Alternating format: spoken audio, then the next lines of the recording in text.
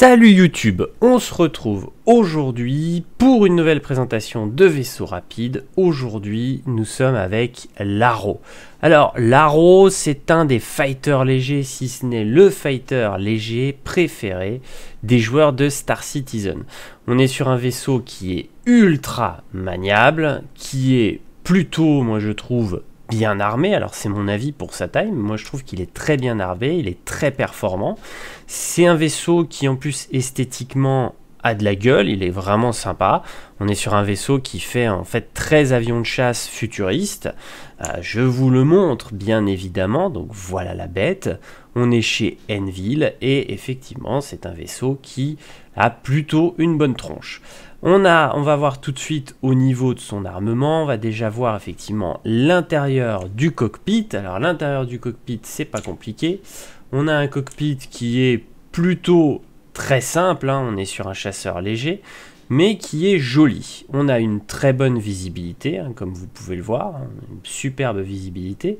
Et on a effectivement un cockpit assez classique, mais efficace, hein, il est fonctionnel.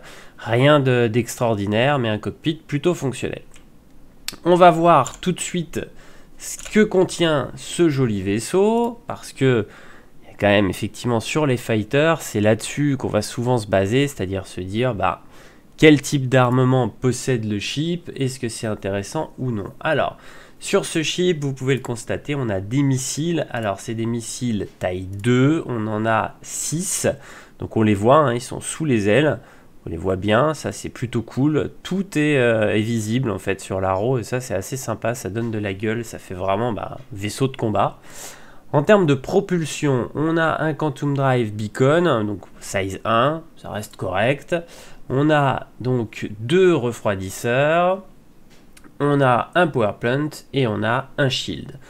On est sur du chasseur léger, donc bien évidemment, il est avec très peu de défense, il est relativement fragile, d'où son agilité, où il faut au maximum effectivement éviter de se faire toucher. Soyons très clairs, un Arrow prend un missile, le Arrow n'est plus présent. On retrouve donc ici les racks de missiles sur lesquels sont mis les missiles taille 2. On va avoir donc un emport taille 3 avec une gimbal taille 2 dessus. Un autre emport taille 3 avec une gimbal taille 2 dessus. À l'heure actuelle, c'est des Gatling taille 2, ce qui est plutôt cool. Moi, je trouve qu'elles sont performantes. Vous pouvez très bien les mettre en fixe et là, en S3, ça commence vraiment à envoyer. Moi, je trouve qu'il est plus intéressant, effectivement, d'utiliser les deux S3 en fixe. Ça, c'est mon avis personnel. On a ensuite, effectivement, la tourelle, qui est une tourelle taille 3 avec, effectivement, deux taille 1 dessus. À l'heure actuelle, c'est des Bulldog Repeater et franchement, c'est plutôt cool d'avoir ce mélange balistique et après énergie qui permet de moins consommer l'énergie du vaisseau si vous avez que de l'énergie et qui en plus permettent d'attaquer les boucliers et la coque directement du vaisseau ennemi. Donc voilà pour le matos, je trouve qu'il est relativement bien armé, si ce n'est même bien armé, en plus de sa capacité à être effectivement très agile, parce que c'est ça qui fait la force de l'Arrow, c'est qu'il est très agile, très maniable, on en fait vraiment ce qu'on veut. On est sur un vaisseau qui, comme je l'ai dit, a de la tronche, est très agile, est plutôt bien armé, et je trouve que c'est l'un des meilleurs fighters légers du jeu.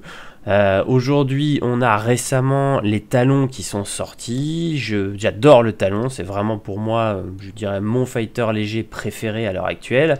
Mais l'Arrow se défend, sincèrement, on est sur quand même un fighter qui est vraiment cool. En termes de Quantum, on est sur du Quantum humain habituel, donc rien d'extraordinaire, hein, on va pas avoir un Quantum sublime, donc ça sert à rien que je vous fasse une démonstration, on est sur le Quantum classique. Et en termes après de consommation, on est sur un vaisseau qui consomme pas tant que ça, moi je trouve qu'il a une consommation plutôt légère. Quoi dire de plus sur le vaisseau?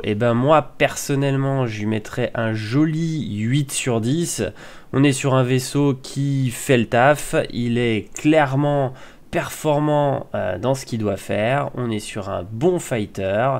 Il a de la gueule, il est fonctionnel, il est bien armé et effectivement il est ultra maniable. Dites-moi vous en commentaire ce que vous pensez de l'Aro et dites-moi si vous en possédez un. Je vous dis à bientôt pour une prochaine vidéo sur un vaisseau. Salut tout le monde!